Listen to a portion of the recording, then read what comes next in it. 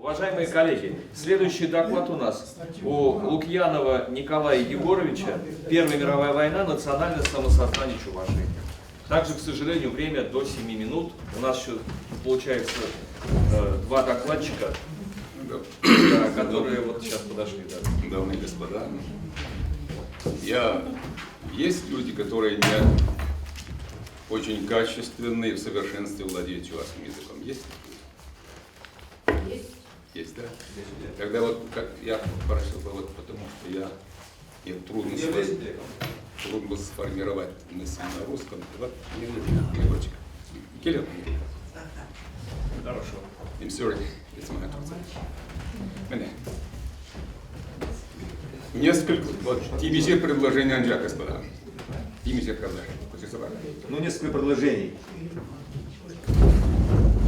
И бир шагында, біріміштінші бір жіне тембек героизация емес тұрышсасында, біріміштінші бір шабдылы мұшқаллада. Им тәлтерюзір біржі иккенне ебірік пұрдылар білет. Да. Конечно, попытка героизировать бесполезную и, в принципе, позорную войну, то, что мы пытаемся, конечно, мы все осознаем, что это, вот это, ну... Манжут была уйрымах, между дезесін пирин, болу ғатара Россия империи пулнымайын, пирин бек халық сене, велик карасем тербусне, халық сем вырыне тушламан, эвер и народицем шадидян жах пулныда, полно. На мой взгляд, всем известно, мы знаем историю КПСС, естественно, Российская империя не рассматривала, не было никакой равноправия, естественно, мы были чуваши, в частности, и как и все остальные другие малые народы, так и было прозвище инородцы, не было никакого равноправия, и, в принципе, смысл войны, конечно. Все, он был берен шутлам маленький парьявала берги. Премештен жеваршинче пиринчак чувашсем.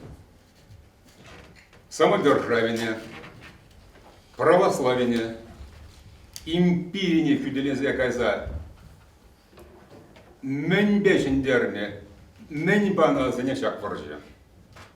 И возникает естественный вопрос, получается, как, в принципе, они пошли воевать за империю, за что, за какие принципы, за какие идеалы?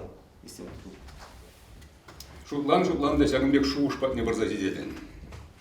Непосредственно, разумеется, приходишь к вопросу к мысли. Да, вот куча забыла, но надо куча взять. Жертвы? Енченде шаг воржи буман булзасан. Чувашхалы гыттыгалық сенбе пірляк, шак Россия империя ворженде хучин ман булзасан. Шак Россия империя малаллах тозылза. Хыйн самодержавие политики тыца барза, пиринчи башкалы бутаранчин пулманда булма булдарынчы. Да, если чувашский народ, как и все малые народности, бессмысленно не положила бы голову на себя, то есть защищал империю, а может и империя... Не профессионал, ну ничего. Ну, юридические термины, может мы как безусловно, нация так сказать, сохранились бы. ну, попробуй формулировать, так сказать, мысли на русском языке, Да. безусловно, он не профессиональный, так сказать, толмач, что делать. Ну, вот юридические термины, Ну, только да. Щербаков может переводить их.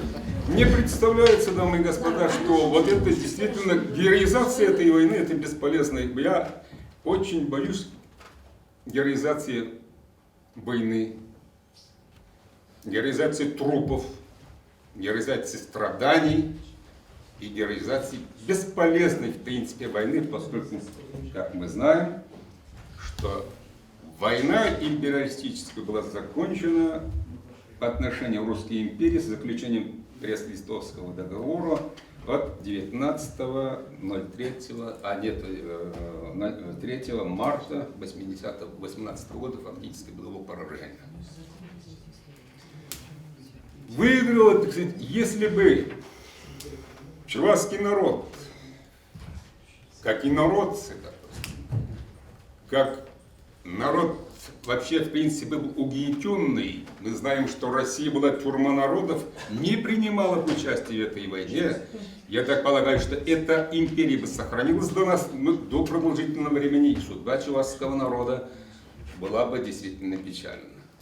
И из этого я прихожу к парадоксальному выводу о том, что принимая участие в этой войне, чувашский народ поспособствовал развалу Российской империи и остальных империй, и, и созданием новой политической системы, на политической системе, и которая, так сказать, поспособствовала созданию нашего государственности.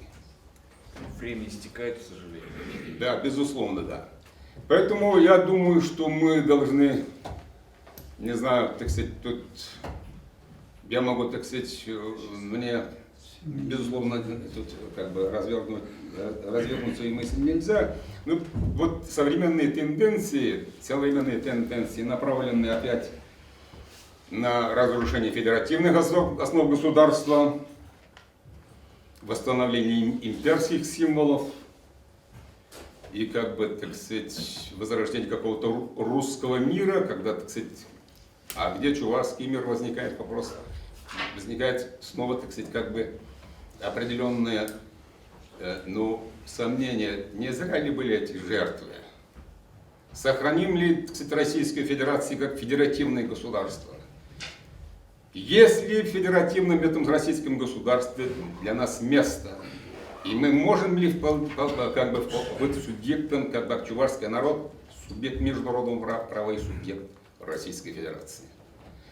Если, так сказать, в таком ракурсе, в таком плане посмотреть на итоги, условно говоря, на Первой мировой войны, то жертвы, безусловно, если мы будем сохраняться, так сказать, как народ, если эти жертвы были не напрасны, если мы сохранимся как народ, как нация, как субъект международного права, как полноправный субъект Российской Федерации.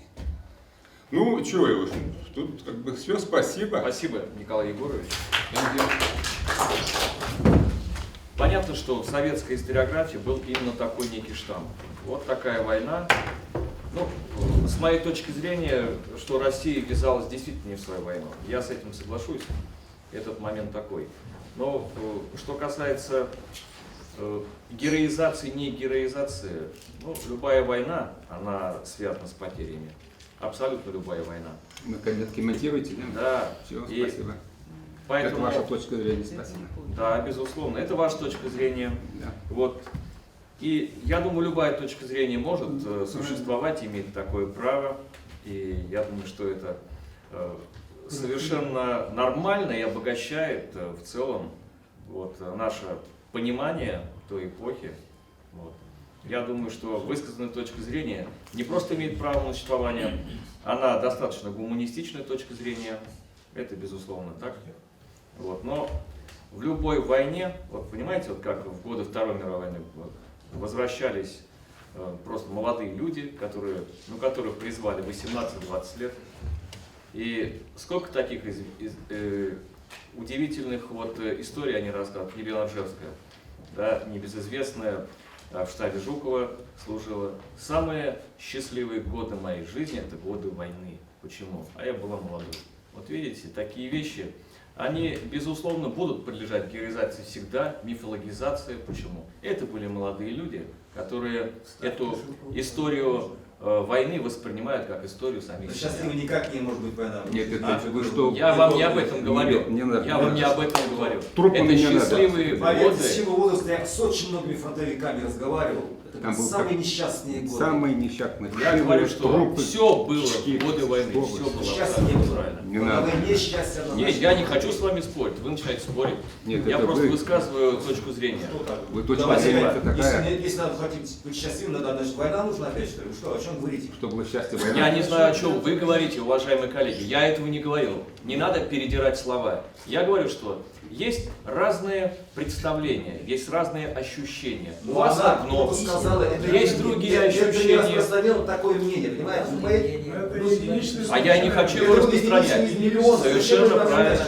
Ну давайте я говорю с моей матерью, у него отец погиб. У меня 2 деда погибли. О каком счастье вы говорите? У меня мать до сих пор плачет 9 мая. Она не радуется 9 мая, она плачет. Я еще раз говорю, Я что... тоже в полемику вступаю, скажем так, Да. действительно, единичные случаи погоды не делают.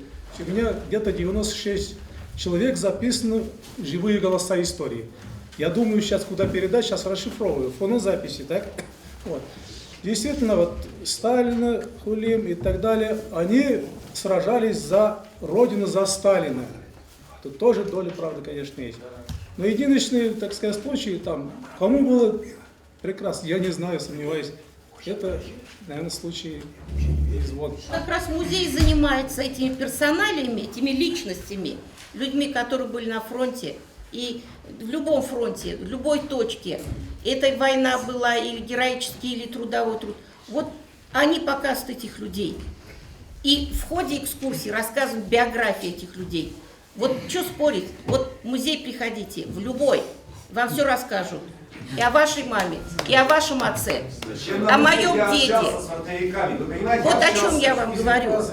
Поехали воевать, она вам скажет. У меня дед воевал. Уважаемые коллеги, Пришел без ноги.